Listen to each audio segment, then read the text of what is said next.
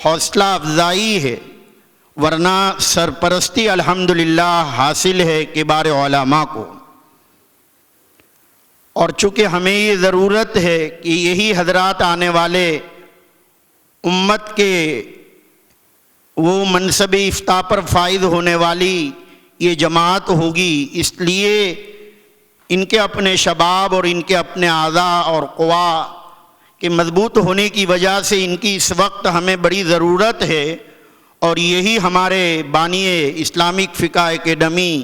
قاضی صاحب کا ایک خواب تھا جو الحمدللہ شرمندہ تعبیر ہو رہا ہے۔ جہاں تک تعلق ہے،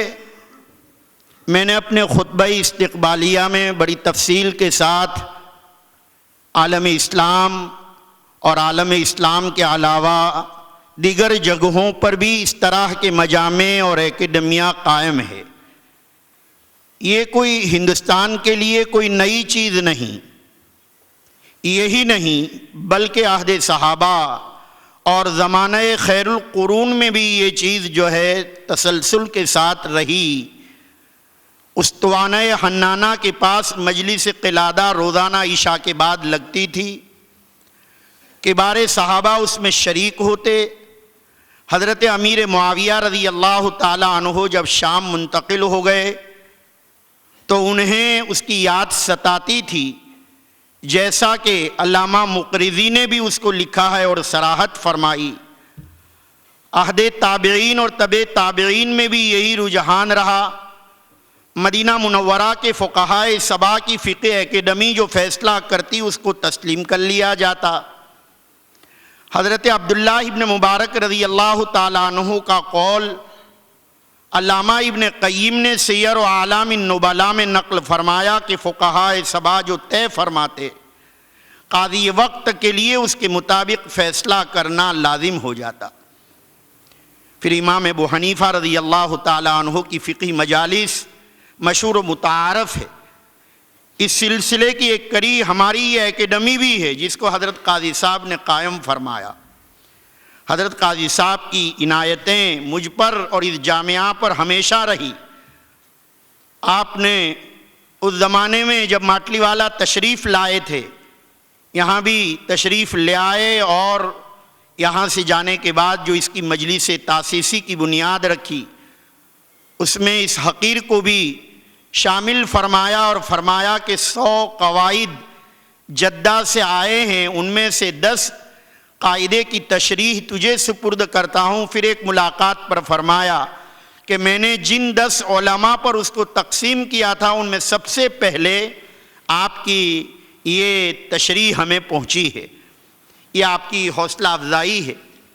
اس کا یہ مطلب بالکل نہیں ہے کہ ہم یہ جو کوششیں کر رہے ہیں ان میں اگر یہ کہا جائے کہ ہم 100% ثواب پر پہنچ رہے ہیں، اس لیے کہ ہم خود اصول کی کتابوں میں پڑھ رہے ہیں المجتہد یخطئ و یصیب۔ لہذا جہاں تک تعلق خطا کا،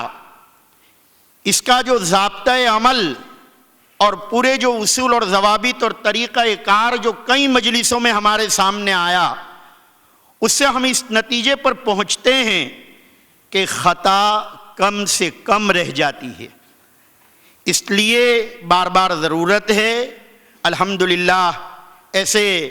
کبار اور شیوخ ہمارے ساتھ اور ان کی سرپرستی ہمیں حاصل ہے جو ہماری رہنمائی فرماتے ہیں۔ جیسے ابھی اسی مجلس میں ہمارے سامنے نمونہ موجود ہے، ہمارے محبوب العلماء مخدوم الطلباء حضرت خانپوری صاحب دامت برکاتہم العالیہ نے ہمیں متوجہ فرمایا کہ اس مسئلے میں کوئی نص تلاش کر کے لے آئیں۔ یہ خود اس بات کی دلیل ہے۔ حضرت سے میں نے یہ جو چیزیں مجھے پیش کرنی تھی میں نے استصواب کیا، چونکہ حضرت میرے استاد، میرے مربی، میرے مشفق، میرے آقا ہیں، اس لیے اور جب تک اکابرین کی توجہات نہ ہوں آدمی جو ہے اپنی راہ سے بھٹک جایا کرتا ہے۔ الحمدللہ ہمارے اس اکیڈمی کو شروع ہی سے اس طرح کے مشائخ اور روحانی مربیان بھی جو ہے ہمارے ساتھ رہے ہیں، اور بھی میرے سامنے اس طرح کی مثالیں ہیں، لیکن اس وقت مجھے اس بات کی گویا گنجائش نہیں ہے۔ بہرحال اکیڈمی کا غور و فکر کا ایک خاص نہج ہے اور کوشش کی جاتی ہے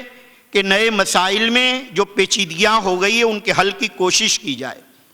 اکیڈمی کا مقصد یہ ہے کہ یہ نہیں ہے کہ فقہ حنفی یا فقہ اسلامی کے متوازی کوئی دوسرے فقہ کی بنیاد ڈالی جائے، یہ بالکل مقصد نہیں ہے، یا تقلید کی روایت کو جس میں بہت ساری شرعی مصلحتیں ہیں اس کو ختم کر دیا جائے، بلکہ حضرت مولانا مسیح اللہ خان صاحب نور اللہ مرقدہ وبرد اللہ مضجعہ، تقلید شخصی جس کا وجوب التزاماً ہے، اسے انحراف سے اور عدول عن المذہب اور تلفیق اور تتبع رخص اور تشہیع اور اتباع حواجز سے لازم آتا ہے۔ ایسے موقع پر ضرورت ہے کہ مسلک کے متفق علیہ مسائل کو الگ کر دیا جائے اور فقط نئے مسائل ہی سے تعرض کیا جائے جس پر الحمدللہ غور و خوض کیا جاتا ہے۔ والد کے کاروبار میں جہاں تک ابھی جو مسئلہ موضوع بحث تھا، جس کی یہ خادم جو ہے جس کی ذمہ داری ہے، جہاں تک اولاد کی شرکت کا مسئلہ ہمارے دیار میں خصوصیت کے ساتھ پیش آتا ہے۔ ایک باپ اپنے ایک بچے کو لندن بھیج دیتا ہے،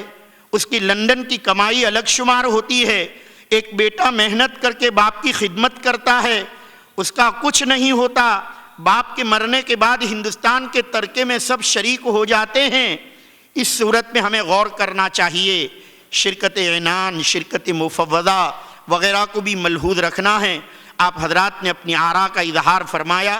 کمیٹیاں انشاءاللہ غور کرے گی۔ یہ لفظ کمیٹی سے بھی ہمیں الرجی نہ ہونی چاہیے کہ کمیٹیاں کوئی فیصلہ کر رہی ہو، اس لیے کہ یہ کمیٹی بمعنی شورا کے ہیں، فقط یہ ہے کہ یہ ایک مروج لفظ ہے اور یہ کوئی تجویزیں طے نہیں کرتی، بلکہ ایک طریقہ ہے جس میں سہولتیں پیدا ہو جاتی ہے، اس لیے کہ اتنے سارے لوگوں کے مجمع میں کوئی مسئلے کو رکھ کر اگر اس کو جو ہے، یہ ظاہر ہے ایسے ہم کسی مسئلے پر اتفاق نہیں کر پائیں گے تو وہ حضرات گویا نمائندے ہوتے ہیں اور ان تجاویزوں کو پیش کیا جاتا ہے۔ اس مسئلے کے لیے حضرت مفتی صاحب دامت برکاتہم العالیہ نے جیسا کہ عرض فرمایا کہ والد کے لیے اجرت مثلیہ کی بات جن حضرات نے پیش کی ہے اس کا ماخذ بیان کرنے کی ضرورت ہے، کیونکہ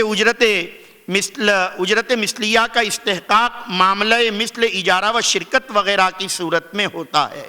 لہذا ضرورت ہے ایسے موقع پر ہم جو ہے نصوص کا تلاش اور تتبع جو ہے وہ ہمیں رہیں اور اسی کو ہم اپنا گویا ماخذ بنائیں۔ اور حضرت مفتی صاحب سے جب بات یہ ہوئی تو فرمانے لگے کہ یہ مسئلہ بڑا حساس ہے، بہت ضرورت ہے کہ پھر ایک مرتبہ ہمارے فقہ اکیڈمی کے ذمہ داران اور یہ نظماء اور جنرل سیکرٹری صاحب اور دوسرے حضرات جو ہے فقط مقالوں کو جمع ہی نہ فرمائیں اور ان تجاویزوں پر ہی اکتفا نہ فرمائیں، بلکہ کتاب کی شکل میں دلائل کے ساتھ یہ آئیں اور پھر یہ کتابیں بھی اور یہ چیزیں بھی علماء کے پاس پہنچیں، پھر جب کوئی متفقہ رائے ہو اس پر جو ہے وہ عمل کیا جا سکتا ہے۔ انہی باتوں پر میں اپنی بات کو ختم کرتے ہوئے ہم رب کریم سے دعا گو ہیں، اللہ تعالی ہمیں صحیح رہنمائی عطا فرمائیں۔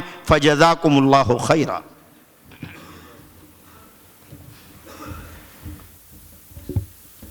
حضرات